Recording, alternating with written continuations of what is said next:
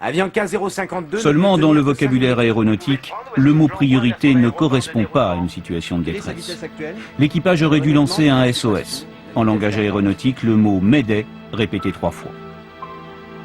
Les enquêteurs américains concluent que la gestion du vol 52 par les contrôleurs était adéquate, compte tenu des informations transmises par l'équipage. Une conclusion choquante pour les familles des victimes et pour les survivants. Pour eux, les contrôleurs aériens ont commis de réelles erreurs. Durant le procès, les avocats des victimes de l'accident accusent les contrôleurs de ne pas avoir réagi de manière correcte lorsque l'équipage a annoncé ne plus avoir de carburant. Finalement, pour éviter une condamnation, l'Agence fédérale de l'aviation américaine, qui emploie les contrôleurs, décide d'une solution à l'amiable. Et elle paie 200 millions de dollars d'indemnité aux victimes du crash.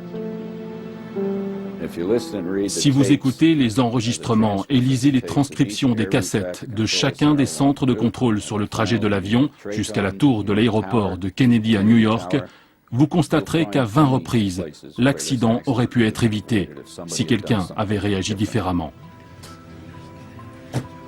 Les petites filles des Montoya font partie des 86 survivants du vol 052. Daniela, à l'époque bébé, est aujourd'hui une adolescente qui se prépare à entrer en faculté.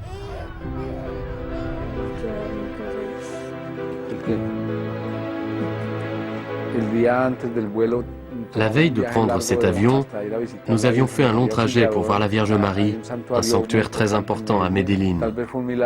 Peut-être devons-nous à Dieu et à la Vierge d'avoir survécu tous les 4. C'était miraculeux et nous nous sentons protégés par ça.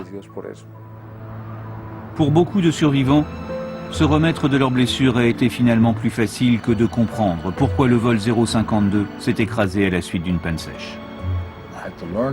J'ai dû réapprendre à marcher.